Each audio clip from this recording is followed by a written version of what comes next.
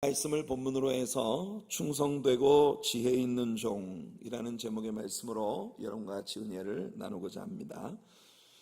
예수님은 마태복음 24장과 25장 두 장에 걸쳐서 소위 올리벳 디스코스, 감람산 설교라고 일컬어지는 예수님의 생애 가운데 4대 설교 중에 마지막 세 번째 설교에 해당되는 이 올리벳 디스코스, 이 감람산 설교를 하고 계십니다.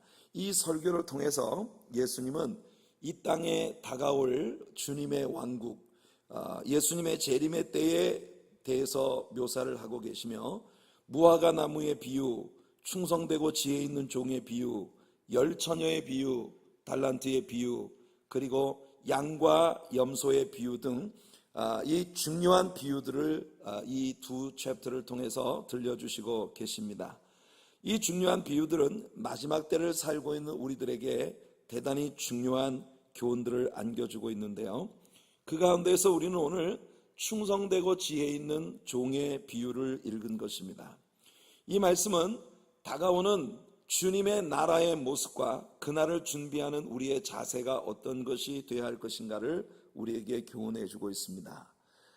저는 오늘 이 말씀을 두 대목으로 나누어서 충성되고 지혜 있는 종이란 어떤 사람인가, 그리고 충성되고 지혜 있는 종에게 주시는 하나님의 상급은 어떤 것인가 하는 것에 대해 여러분과 말씀을 드리면서 같이 은혜를 나누는 시간을 갖고자 하는 것입니다. 오늘 이 저녁에 하나님 앞에 나온 여러분들은 참으로 충성되고 지혜 있는 하나님의 종들이 되시기를 예수님 이름으로 축원해 드립니다. 충성되고 지혜 있는 종이라고 우리 주님께 인정받고 우리 주님 앞에 칭찬받고 상급받는 그런 우리 성도님들 되시기를 바라요. 충성되고 지혜 있는 종이란 어떤 사람입니까? 우선 정말 지혜가 있는 사람은 자기의 신분을 제대로 이해하며 살아가는 사람입니다. 우리 자신이 누군가 하는 것을 바르게 알 때에 우리가 분수에 지나치지 않을 수 있고, 또 지나치게 자신을 비하해서 누려야 할 분복을 채 누리지 못하는 어리석은 삶을 살지 않게 됩니다. 우리가 우리 자신을 지나치게 비하하는 것도 문제이고, 우리 자신을 지나치게 높이 평가해서 분수에 지나치는 삶을 사는 건 정말 옳지 않은 일입니다. 충성되고 지혜 있는 종은 자기가 누구인가 하는 것을 제대로 아는 사람이에요. 오늘 저녁 이곳에 있는 여러분들은 여러분 자신이 누구인가 하는 것을 아주 명백하게 아는 그런 우리 성도님들 되시길 바랍니다. 우리는 과연 누군가요? 우리는 무엇을 위해서 사는 사람들이고 무엇을 위해 이 땅에 태어난 사람들입니까? 오늘 이 성경 본문이 우리들에게 그것을 가르쳐 주는 것입니다. 마태는 이 비유에서 종이라고 하는 단어를 헬라어로 둘로스라고 하는 그런 단어로 사용을 하고 있습니다. 마태는 여기 나오는 충성되고 지혜 있는 종이라 할 때 그 종이라고 하는 말을 둘로스, 이 둘로스라고 하는 것은 bond slave, 자기 자신을 평생 동안 주인에게 바친 그런 다시 물을 수 없는 주인의 예속물이 되어진 그런 종을 일컫는 말입니다. 우리가 레위기를 공부하면서 귀뚫린 종에 대해서 배웠어요. 귀뚫린 종이란 안식년이 되어서 이 사람이 주인으로부터 풀려날 수 있음에도 불구하고 스스로 나는 풀려나지 않고 주인님께 평생 동안 예속되겠습니다 라고 그렇게 고백할 때 주인이 이 사람을 문설주에 데리고 가서 귀에다가 못으로 여기 대고 망치로 빵 구멍을 뚫어가지고 여기다가 그 주인의 이니셜이 담긴 귀걸이를 걸어주는 거야. 귀뚫린 종입니다. Ear pierced servant, 귀뚫린 종이에요.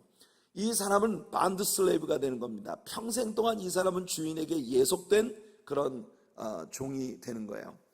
이 마태가 사용한 둘로스라고 하는 단어는 그런 단어인데, 이 본문과 병행 구절, 다시 말해 같은 장면을 다른 각도에서 표현을 한 누가복음 12장 42절에 나오는 예수님의 같은 비유에 대한 이 말씀에서 누가는 이 종이라고 하는 단어를 둘로스라고 하는 대신 오이코노모스라고 하는 그런 단어로 사용을 합니다.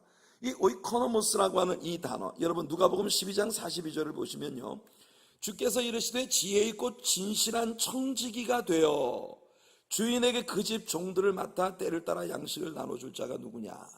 지금 우리말 성경에서 번역이 된 것처럼 똑같은 예수님의 설교를 마태는 충성되고 지혜 있는 종이라고 그렇게 옮겼고, 누가는 지혜 있고 진실한 청지기라고 옮긴 것입니다. 이 오이코노모스라고 하는 단어는 바로 청지기라고 하는 그런 단어예요.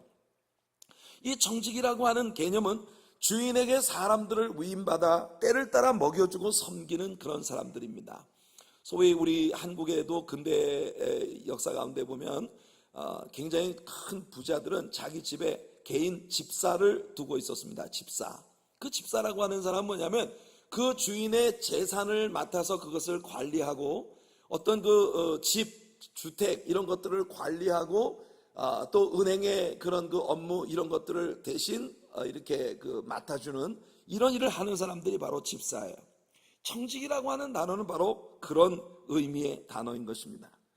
그러니까 원래 둘로스라고 하는 단어는 아무 자기 생각이 없이 주인에게 무조건 맹종을 해야 되는 그런 위치를 마태는 강조를 했다면, 누가는 인격적으로 그 주인이 자기에게 위탁한 것이 무엇인지를 깊이 고민하고 생각하면서 그 주인에게 충성을 다해야 할 또 다른 개념의 충성심을 누가는 우리들에게 전달해주고 싶어 했던 것입니다. 많은 사람들이 청지기 하면 그 청지기라는 단어의 개념에 대해서 잘못 이해하고 있는 경우가 많아요. 교회에서 청지기다 그러면 많은 사람들은 목사님 혹은 교회 재직으로 세움을 받은 특별한 사람들, 특별히 교회의 재정을 관장하는 사람을 청직이라고 부른다고 생각을 하고 있는 것입니다. 하지만 여러분, 누가가 여기에서 우리에게 전달해주는 예수님의 설교에 나오는 지혜롭고 진실한 청지기는 오이코노모스라고 하는 이 단어는 바로 어떤 특정한 직분을 맡은 사람을 이야기하는 것이 아니라 하나님 앞에서 구원받은 우리 모든 성도님들을 지칭하고 있는 것이에요. 여러분들 모두가 우리 하나님 앞에 청지기들입니다. 왜냐하면 우리는 하나님께로부터 저마다 많은 것들을 위탁받은 사람들이에요. 우리는 우리의 생명을 하나님께 위탁받았습니다. 우리 가지고 있는 생명은 우리 것이 아니에요. 우리의 가정을 우리는 하나님께 위탁받았습니다. 우리 교회, 우리의 물질, 우리의 재능, 우리가 호흡하는 우리에게 주어진 모든 시간들, 이런 모든 것들이 다 하나님께로부터 위탁되어졌다는 것이에요. 오늘 본문에 보면 이 위임된 것들에 대한 규정을 아주 제대로 보여주는 단어를 봅니다. 주인에게 그 집 사람들을 맡아, 이렇게 말하고 있어요. 주인이 그 종에게 그 집에 있는 모든 사람들을 준 게 아니라 일단 맡겨둔 것이라는 그런 개념입니다. 위탁된 것, 위임된 것이에요. 여러분들이 가지고 있는 생명, 여러분들의 육체, 여러분들의 가정, 여러분들에게 주어진 물질, 여러분들이 사용할 수 있는 시간, 이런 모든 것들이 다 하나님께로부터 위탁되어진 것이라고 하는 것을 기억하는 여러분들 되시기를 축복합니다.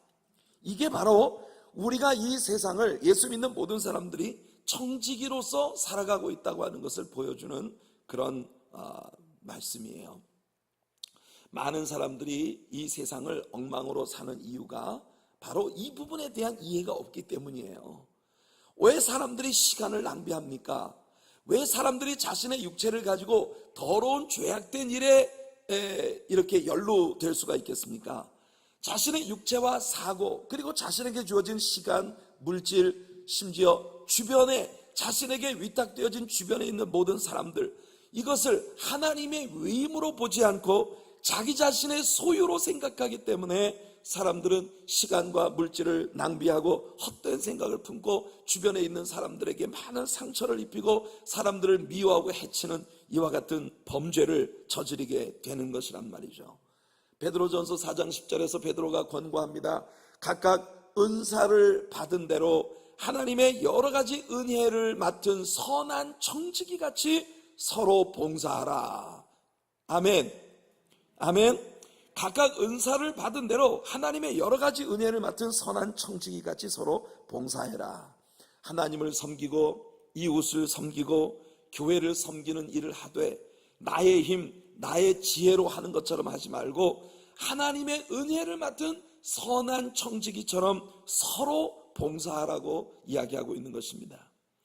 우리는 많은 때에 은혜 받았습니다, 이런 말을 합니다. 여러분, 이게 무슨 뜻인지 우리는 깊이 생각해 봐야 할 일이에요. 제가 설교를 마치고 내려갔을 때 성도님들이 오늘 목사님 은혜 많이 받았습니다 라고 이야기를 합니다. 과연 그 은혜를 많이 받았다는 것이 무엇을 의미하는 것일까 하는 것에 대해서 저는 고민을 참 많이 합니다. 어떤 사람들은 목사의 설교를 들을 때 오늘 목사님이 하는 말은 평소에 내가 생각해왔던 것과 똑같은 그런 개념의 이야기를 하는구나.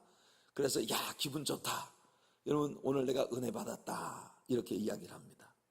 어떤 때는 목사님 설교가 하나님의 진리의 말씀을 가르치는데 평소에 내가 생각해왔던 것과 약간 좀 퍼스펙티브가 다른, 관점이 다른 그런 쪽으로 이야기가 전개되어 나가면 사람이 마음이 탁 싸늘하게 식어버려요.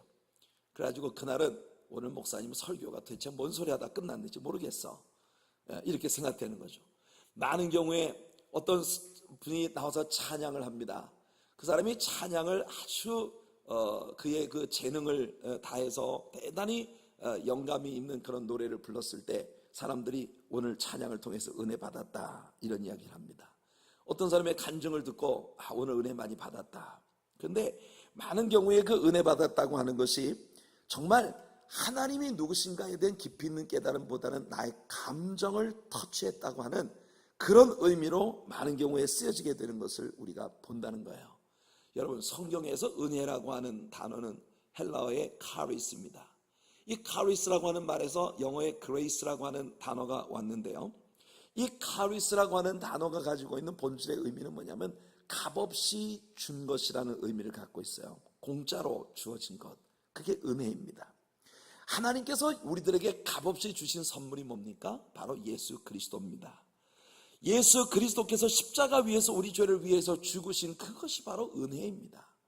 요즘 우리가 새벽재단에서 요한복음을 시작을 했는데 요한복음 1장 안에서 요한이 예수 그리스도를 7가지 호칭으로 부르고 있는 것에 대하여 우리가 지금 공부를 해가고 있습니다. 요한은 먼저 예수님은 로고스, 태초부터 계셨던 말씀이라고 설명했고, 두 번째는 Son of God, 하나님의 아들이라고 이야기했고, 그리고 또 뭐요? 빛, 죄송합니다. 빛. 난 내가 설교해놓고도 갑자기 생각이 안 나. 두 번째는 요한이 예수님은 참빛, 세상에 비치는 빛이라고 설명을 했고, 하나님의 아들, 하나님의 아들이라고 우리들에게 설명을 했습니다. 하나님의 아들이신 예수 그리스도를 영접할 때에 그 믿는 사람들에게는 하나님의 자녀가 되는 권세를 주셨다고 말을 했고, 그 하나님의 아들이 우리에게 나타나신 것이 뭡니까?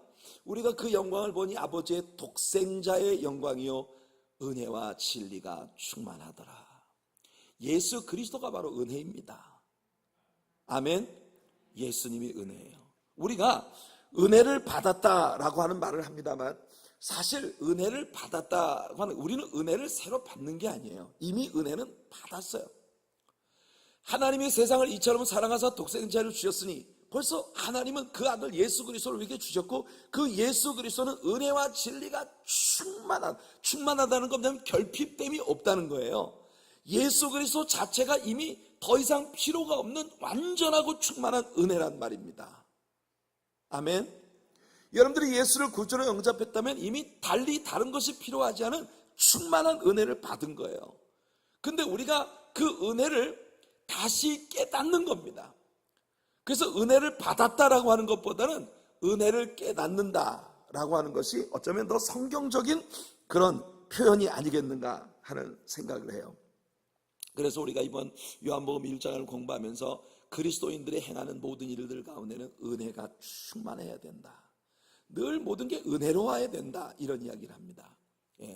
여러분, 우리가 말하는 게 은혜로워야 되고, 생각하는 게 은혜스러워야 되고, 행동하는 게 은혜스러워야 돼요. 그게 신자의 모습입니다.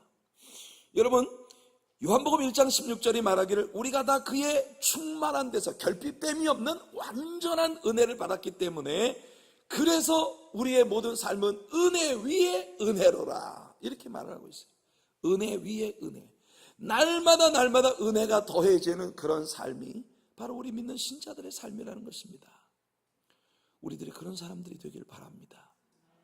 왠지 저 성도님은 말하는 것마다 참 은혜스러워, 입만 열면 참 은혜로워, 이게 여러분들의 모습이 되길 바라요. 생각하는 게 은혜스럽고, 다른 성도들을 대하는 게 은혜스럽고, 예배를 드리는 모습만 봐도 왠지 은혜스럽고, 좀 은혜스러워야 돼요. 어떤 성도는 교회 와서 예배를 드리는데 예배를 드리는 모습을 옆 사람이 지켜보면 참 시험이 되는 경우가 있어요. 아주 예배를 드리는 모습이 전혀 예배에 집중하지는 못하고 뭐 계속 뭘 꺼내서 뭐 성경책도 넣었다 뺐다 하고, 그냥 주보에다가 막 그냥 옆에서 보기에도 전혀 설교를 노트하는 것이 아닌, 그냥 막 끄적끄적 뭐 썼다가 막 아주 지루해서 어쩔 줄 모르죠. 팔짱 끼고 하고 있다가 또 어느 순간 뭐 졸고 있고, 이 하나님 앞에 집중이 안 되는 그런 경우를 볼 때가 참 많아요. 은혜가 안 되죠. 이런 사람들은 삶에서도 은혜가 없어요. 이상하게 말하는 것마다 가시가 있어요, 속에. 그 말하는 것마다 사람이 가시가 있는 이유는 뭐냐면은 늘 그 자아가 모든 것의 평가의 기준이기 때문에 그런 거죠. 늘 다른 사람하고 충돌이 되는 것입니다. 다른 사람하고 충돌을 일으킨다고 하는 건, 이번에 우리 항존지 직분자들 1박 2일 동안 캠프를 하면서 고린도전서 12장부터 14장까지 말씀을 가지고 우리 같이 말씀을 1박 2일 동안 말씀을 나누었어요. 5개의 꼭지로 나누어서 우리가 함께 기도도 하고 이런 말씀들을 나누었는데, 그 말씀들 가운데 우리가 아주 집중적으로 배웠던 것이 뭐냐면, 하나님의 성령께서 우리들에게 주장하시는 것은 모든 사람들이 서로 틀렸다 옳다의 개념이 아니라 서로 다르다는 개념을 인정할 수 있어야 된다는 것입니다. 근데 항상 내 기준이 완전하고 내 기준이 최고라고 생각하기 때문에 이게 속에 가시가 있는 거예요. 그래서 이 가시로 늘 남을 찌릅니다. 은혜를 깨뜨리는 거예요.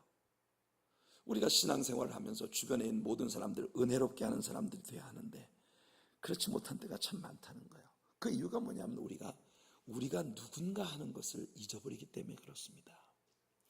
정말 충성되고 지혜로운 종의 첫 번째 특징은 뭐냐면 우리가 누군가를 제대로 아는 사람들.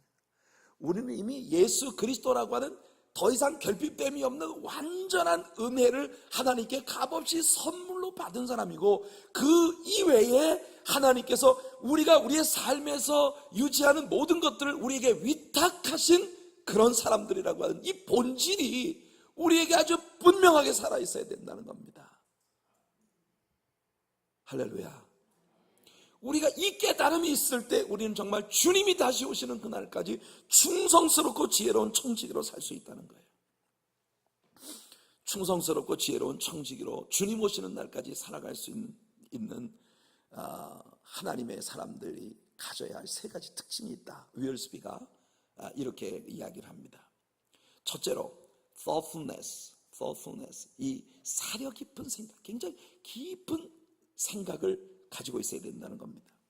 충성되고 지혜 있는 청지기에는 아주 사려 깊은 생각을 하는 사람입니다. 어떤 사려 깊은 생각인가요? 첫째로 그 주인의 의도가 무엇인지에 대해 늘 고민하는 사람이 진짜 충성스러운 종이다. 여러분, 우리가 종입니다. 청지기입니다. 그렇다면 내 주인이 나에게 이것을 위탁하신 그 뜻이 뭘까를 끊임없이 고민하지 않으면 우리는 주인의 마음을 만족시킬 수 있는 사람이 될 수가 없다는 거예요. 그렇지 않습니까? 우리는 절대 주인의 마음에 대한 고려가 없이 내 멋대로 살아서는 안 된다는 겁니다.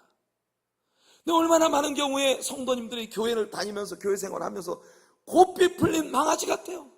대체 어디로 튈지를 몰라. 그냥 내 마음대로, 내 마음이 가는 대로 튀는 거야.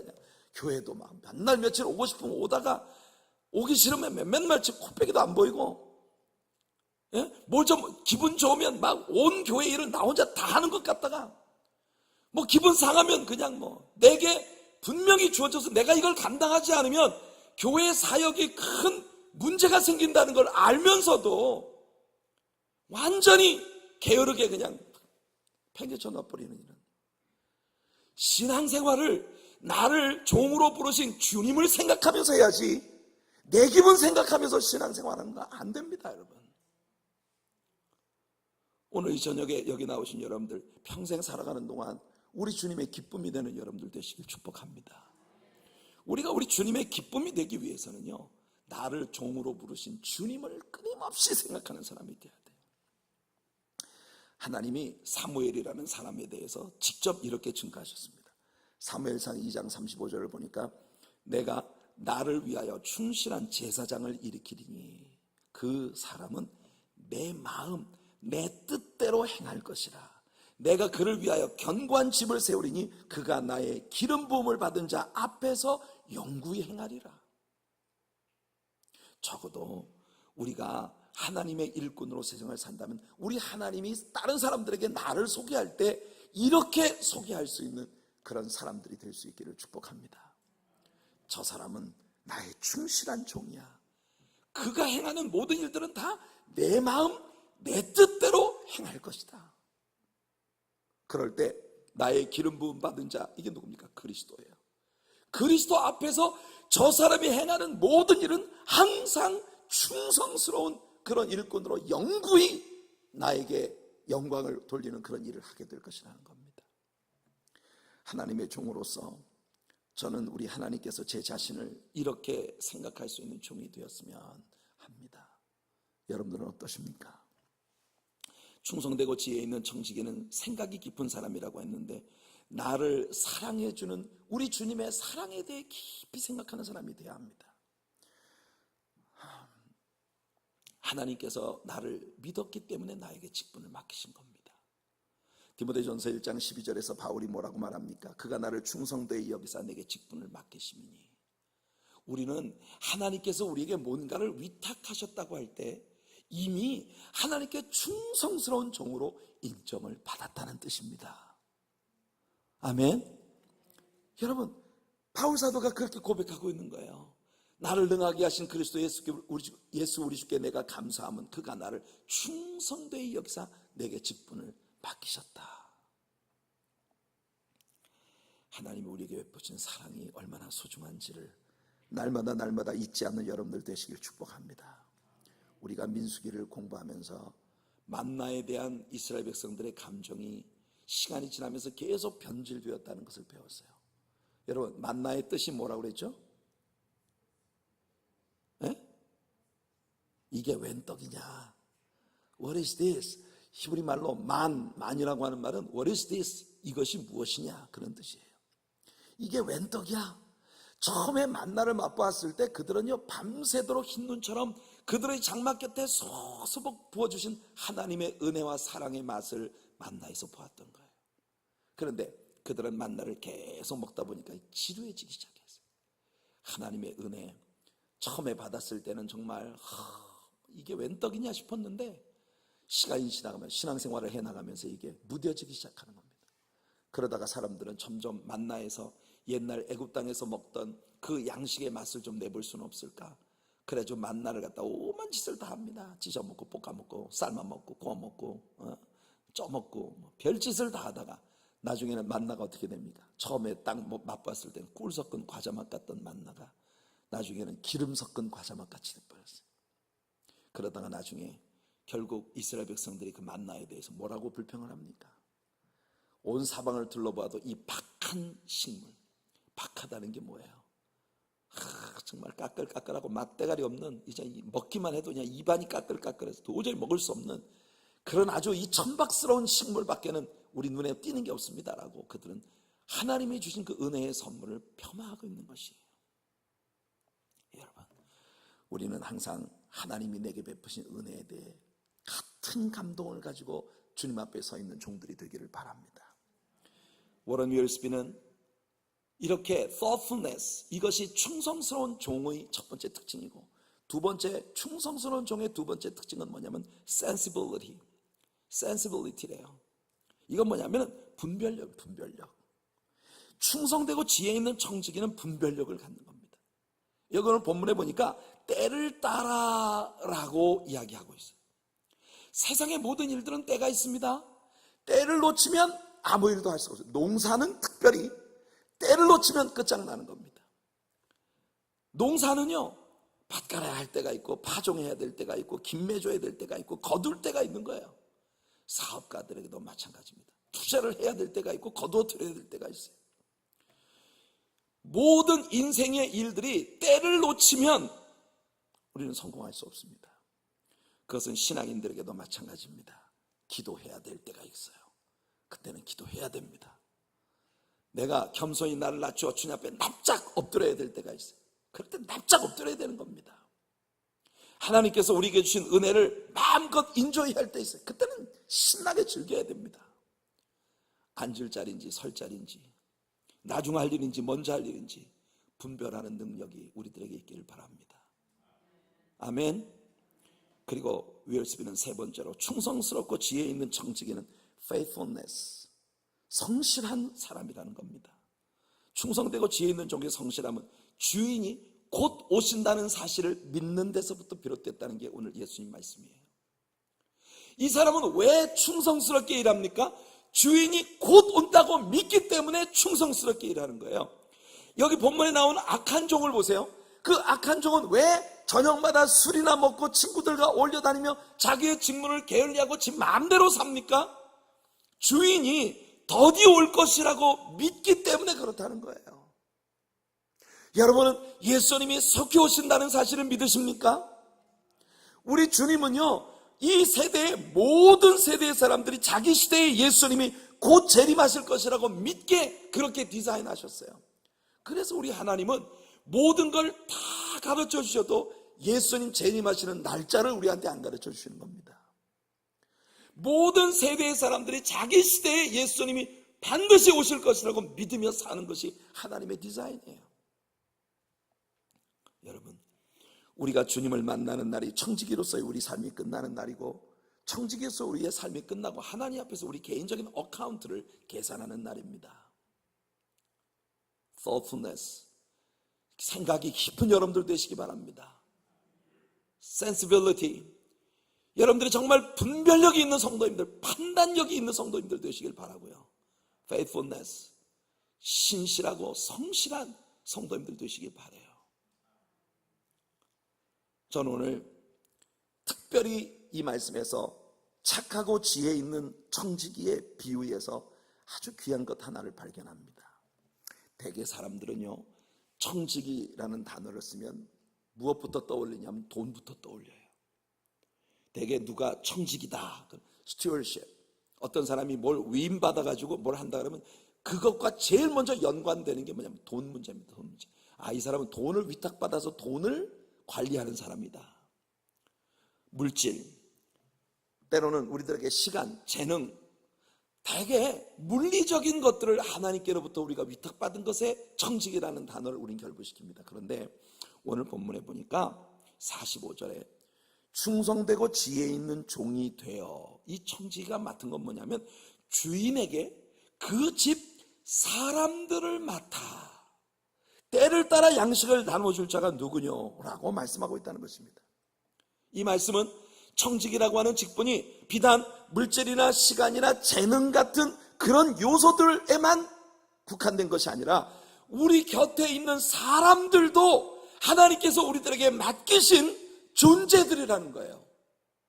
우리가 인생을 살아가면서 내 곁에 있는 사람들과의 관계를 어떻게 가져가느냐 하는 것도 청지기로서 우리가 유지해야 할 아주 중요한 하나님께 위탁된 것 중에 하나라는 겁니다. 여러분 곁에 아내가 있습니까? 충성을 다하세요. 여러분 곁에 남편이 있습니까? 충성을 다하세요. 여러분들 곁에 우리 구역장님들, 여러분 곁에 여러분 구역 식구들이 있습니까? 하나님, 그를 위탁하신 하나님 앞에서 충성을 다해야 합니다. 오늘 여러분들에게 이 교회를 섬기도록 어떤 직분이 주어졌습니까? 그 직분의 현장에 여러분들의 직무와 연관되어진 모든 사람들에게 충성을 다하는 여러분들 되시길 바랍니다. 우리는 세상의 물질이나 시간이나 재능이나 모든 어떤 인간적인 그런 모든 것들보다 내 주변에 있는 사람을 위탁받은 사람이라는 이 개념을 우리는 놓치지 말아야 한다는 거예요. 교회는 사람을 살리는 곳입니다. 사람을 살린다는 건 무슨 뜻입니까? 죽어가는 사람들이 들어와서 여러분들의 섬김을 통해 살아나는 곳이 교회가 되어야 된다는 것이에요. 우리는 모든 것을 은혜롭게 행하는 우리가 되기를 바랍니다. 예수님은 선한 사마리아인의 비유를 통해 아주 중요한 교훈을 우리에게 말씀하십니다. 한 사람이 여리고로 내려가다가 강도를 만났어요. 강도는 이 사람을 옷을 벗기고 때려서 거반 죽게 된 것을 길가에 버려두고 갔습니다.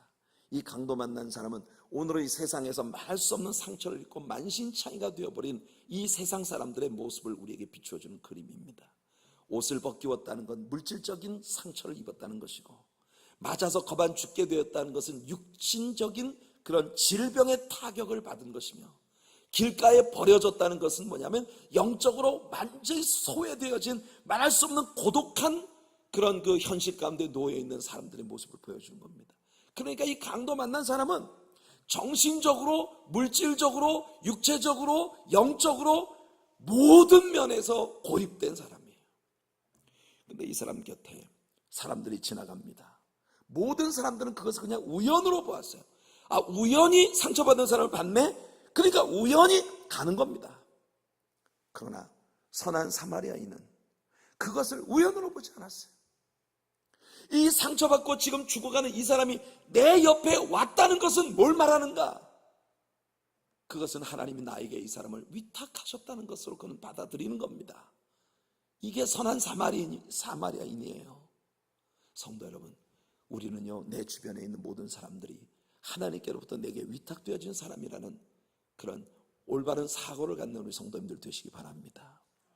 하나님께서 내게 맡기신 사람을 상처를 입히고 찢어발겨서 다시는 일어나지 못하게 내팽개쳐서 해도 되겠습니까?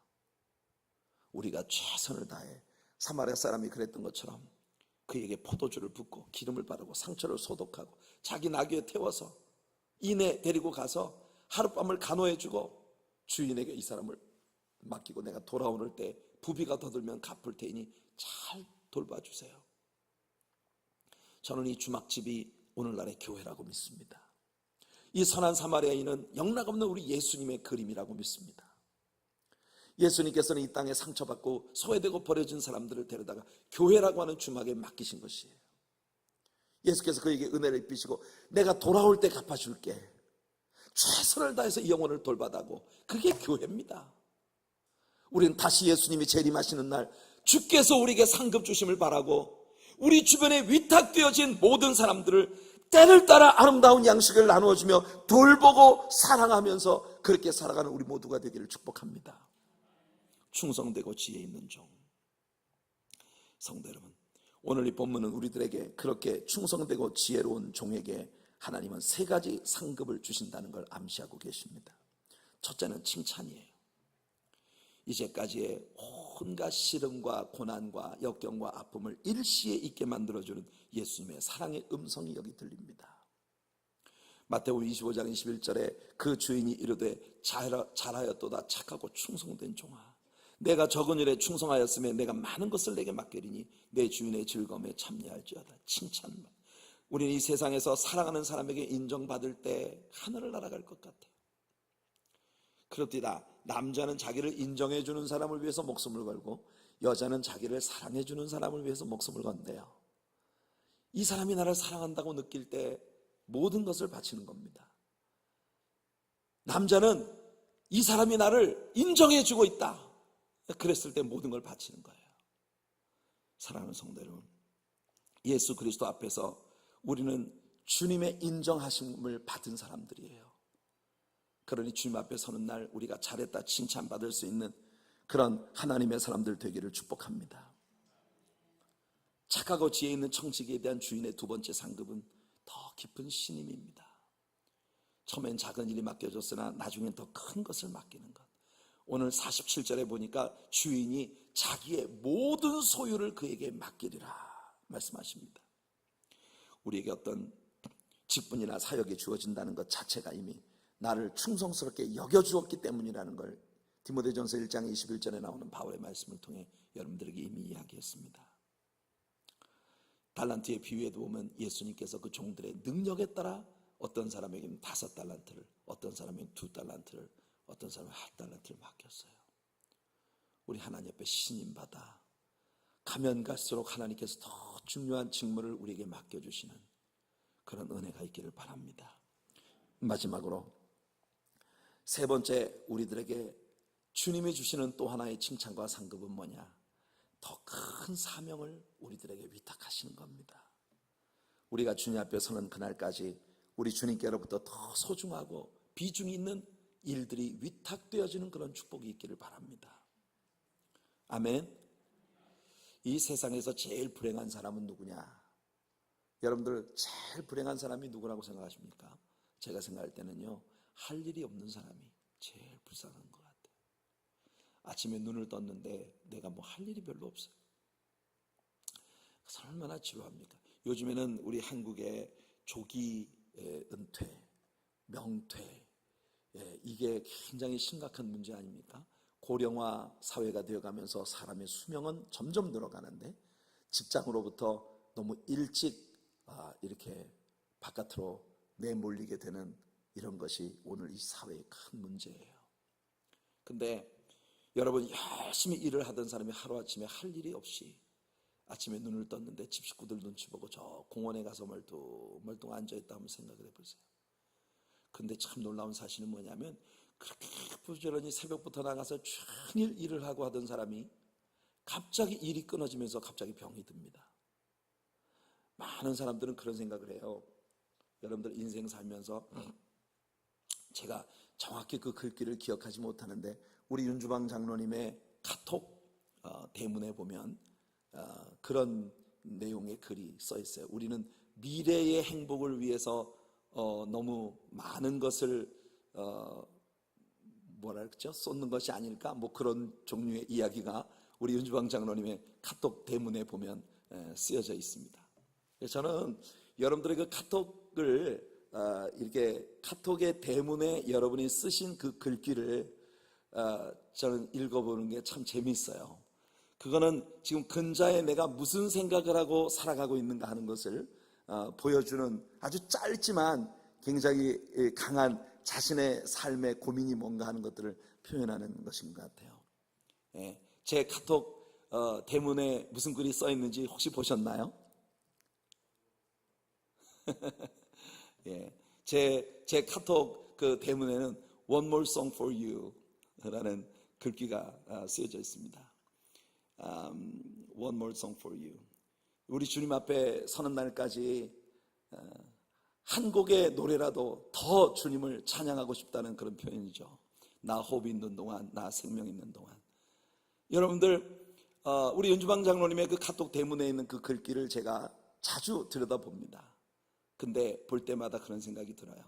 맞아, 우리는 얼마나 어리석게 이 세상을 살아가고 있는 것일까.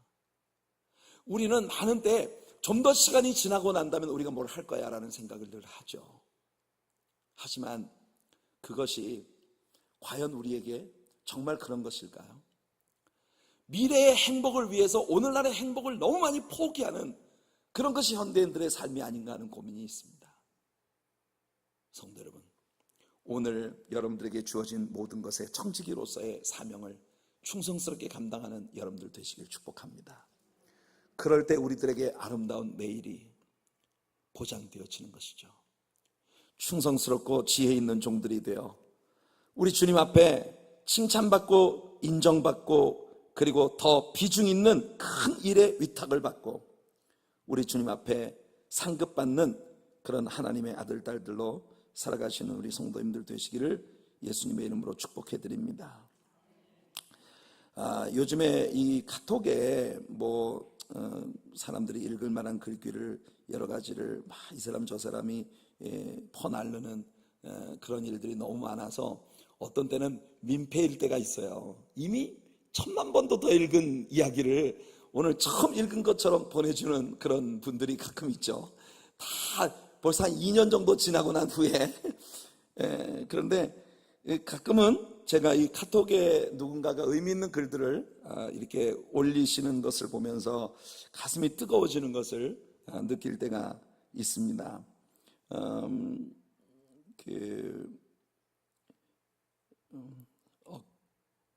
엊그제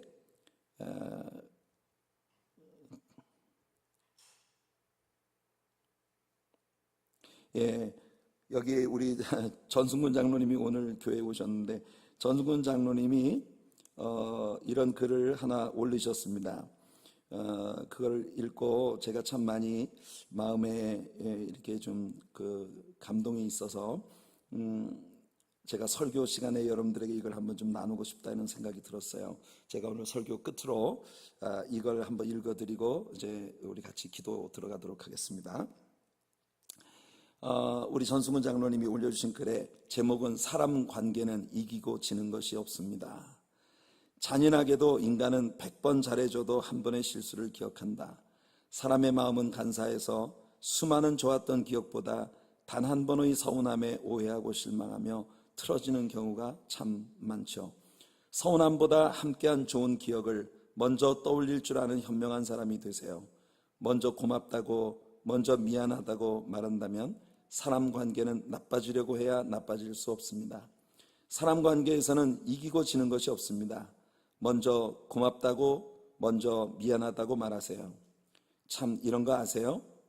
식사 후 적극적으로 밥값을 계산하는 이는 돈이 많아서 그런 것이 아니라 돈보다 관계를 더 중히 생각하기 때문이고, 일할 때 주도적으로 하는 이는 바보스러워서 그런 게 아니라 책임이라는 것을 알기 때문이고, 다툰 후에 먼저 사과하는 이는 잘못해서 그러는 게 아니라 당신을 아끼기 때문입니다. 늘 나를 도와주려는 이는 빚진 게 있어서 그런 게 아니라 진정한 친구로 생각하기 때문이며, 늘 카톡이나 안부를 보내주는 이는 한가하고 할 일이 없어서 그러는 게 아니라 마음속에 늘 당신을 두고 있기 때문입니다. 잊지 마세요. 소중한 인연을 아끼고 서로 사랑하는 것이 진정 행복한 삶이라는 것을. 여러분들이 이 글을 몇 번씩 읽어보신 분이 계실는지는 모르겠어요. 근데 저는 이 글을 우리 장로님이 여기 우리 단체 카톡방에다가, 위원장님들의 단체 카톡방에다가 올리셨는데, 이 글을 읽으면서 굉장히 눈물이 나더라고요. 정말 이 글이 이야기하는 것처럼 때로는 우리가 다른 사람에게 먼저 손을 내밀고, 저는 이 부분이 참 좋아요. 적극적으로 밥값을 계산하려고 하는 사람, 돈 많아서 그런 게 아니라 관계를 소중히 여기기 때문이다. 주도적으로 일할 때 앞장서서 일하는 사람은 그 사람이 바보라서 그런 게 아니라 주어진 책임이라는 걸 알기 때문이고, 어떤 관계가 틀어졌을 때 먼저 다가가 손 내밀고 사과를 먼저 하는 사람은 자기가 뭔가를 잘못했기 때문에 그런 게 아니라 당신을 아끼기 때문이다. 우리가 크리스찬으로 세상을 살아간다는 게 바로 이런 사고를 가지고 인생을 사는 것이 아닌가 하는 생각을 해봅니다. 충성되고 지혜 있는 종으로 우리 모두 살아갈 수 있게 되기를 예수님 이름으로 축원해 드립니다. 우리 같이 기도 드리겠습니다. 은혜가 풍성하신 하나님 아버지, 우리는 이 세상을 내가 주인 되어 살아가는 사람들이 아니라 모든 것, 내게 주어진 모든 것을 하나님께 위탁받아 살아가는 청지기들이라고 하는 것을 우리가 배웠습니다. 그래서 청지기인 우리들이기 때문에 주님 앞에서 충성되고 지혜 있는 종이 될 수 있기를 소원합니다. 아버지 하나님, 충성되고 지혜 있는 종, 우리에게 주어진 모든 것이 내 소유가 아니라 하나님께로부터 맡겨진 것이라는 사실에 대한 분명한 인식이 우리에게 있게 하시고, 세상을 살아가는 이유가 나를 즐겁게 하기 위한 것이 아니라 주님을 기쁘시게 하기 위한 것이기 때문에, 윌스비가 말한 것처럼 정말 충성스러운 종은 사려 깊은 사람이고 신실한 사람이라는 것을, 그리고 모든 것에 분별력이 있는 사람이라는 것을, 끊임없이 생각하는 우리가 되게 하여 주옵소서. 내가 아버지께 속한 사람이라는 걸 한순간도 잊지 않는 우리들이 되기를 원합니다. 아버지 하나님, 무엇보다도 우리가 청직이라고 하면 물리적인 것들을 떠올리기 쉬운데, 오늘 우리 곁에 있는 사람들도 우리에게 위탁되었다고 하는 것을 말씀에서 배웁니다.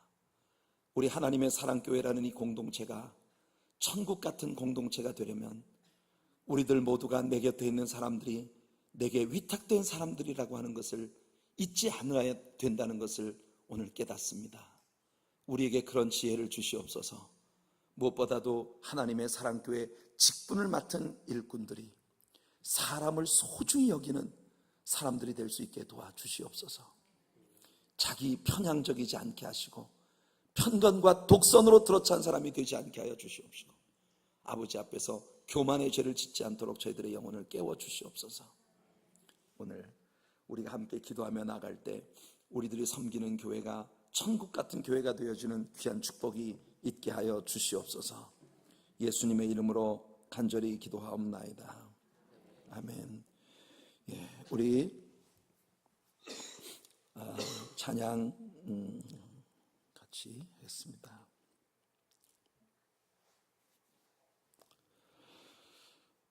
우리 우리에겐 소원이 하나 있네. 이 찬양으로 우리가 오늘 같이 기도 모임을 시작하도록 하겠습니다. 우리를 사용하소서. 우리에겐 소원이 하나 있네. 주님 다시 오실 그날까지 우리 가슴에 새긴 주의 십자가 사랑, 나의 교회를 사랑케 하네. 우리들의 공동체 안에서 아름다운 주님의 나라가 이루어지는 귀한 축복을 위해 함께 기도하며 나갑시다. 우리에게 소원이 하나 있네. 찬양할게요.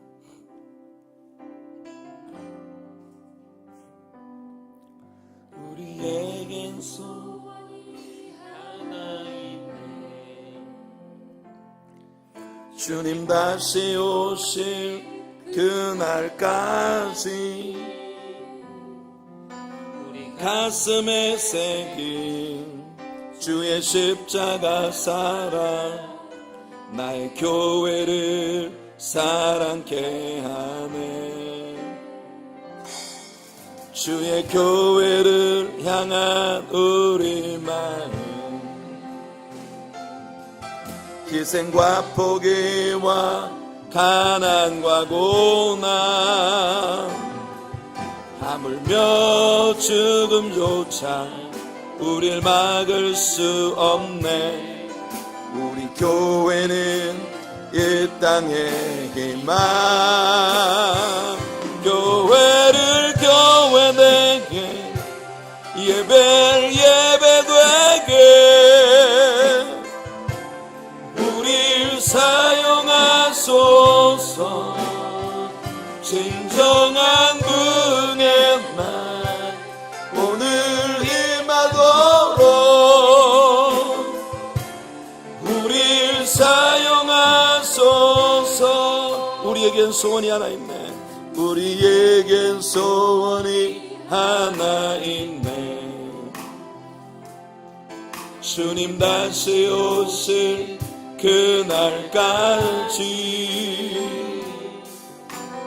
가슴에 새긴 주의 십자가 사랑, 나의 교회를 사랑케 하네. 주의 교회를 향한 우리 마음, 희생과 포기와 가난과 고난, 하물며 지금조차 우릴 막을 수 없네. 우리 교회는 이 땅의 희망,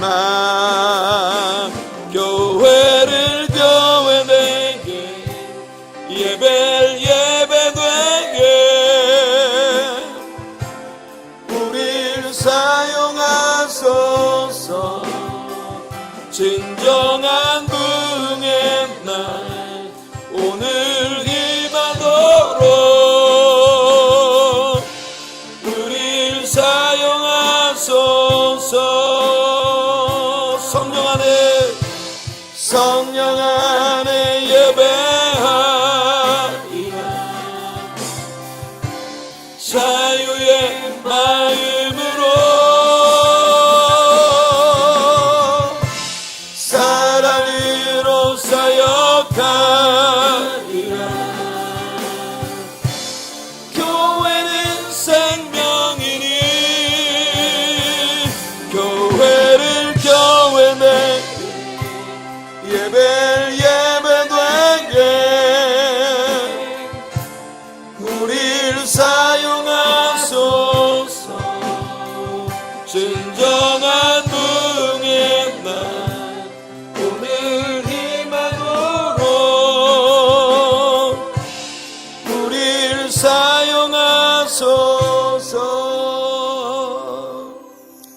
오늘 들은 말씀을 생각하면서 이 시간 한번 합심으로 주님 앞에 기도하기 원합니다. 우리가 섬기는 교회가 이런 충성되고 지혜로운 청지기들의 공동체가 될 수 있게 해달라고 주님 앞에 먼저 기도하며 나아갑시다.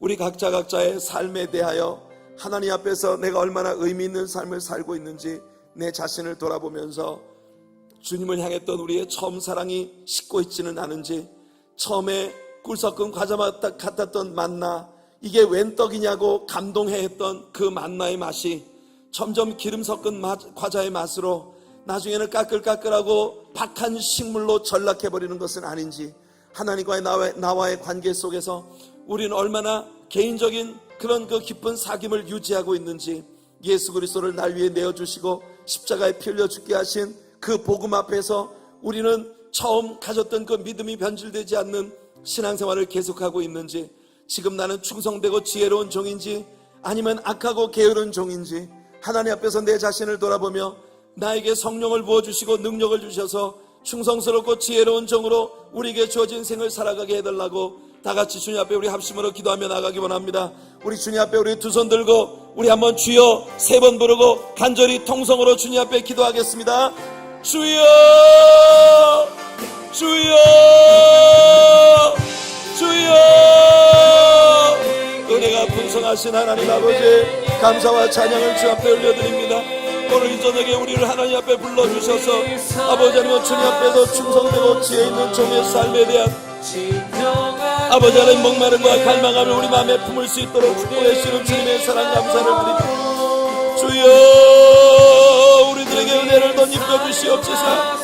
아버지 하나님, 충성스럽고 지혜 있는 청지기가 되어 우리에게 주어진 모든 생애를 아버지의 영광을 위해 주님의 기뻐하심을 위해 충성스럽게 살아갈 수 있는 우리가 될 수 있도록 도와주시기 빌고 소원합니다. 아무 생각도 없이 세상을 살아가는 아버지 하나님 줄로서의 개념만 아니라 아버지 하나님 우리들에게 오이코노모스 청지기의 사명이 있게 하여 주시기를 원합니다. 아버지 하나님 내게 맡기신 사명에 대해 깊이 생각하고 나의